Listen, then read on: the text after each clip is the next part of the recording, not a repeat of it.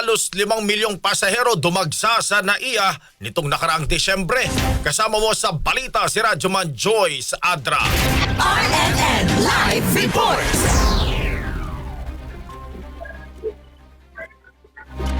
Nakapagtala ang New NAIA Infra Corporation ng 4.86 bilyon ng mga paserong dumagsa sa NAIA Terminals.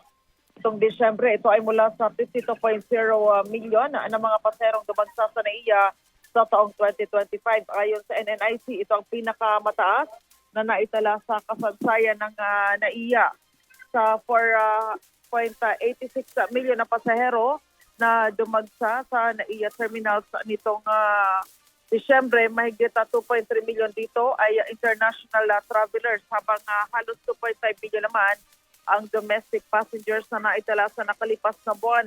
Tiniyak din ng NNIC ang patuloy na pagsasaayos sa NAIA para maiwasan ang bottleneck at para maka-accommodate ng mas maraming mga pasahero kapag peak season.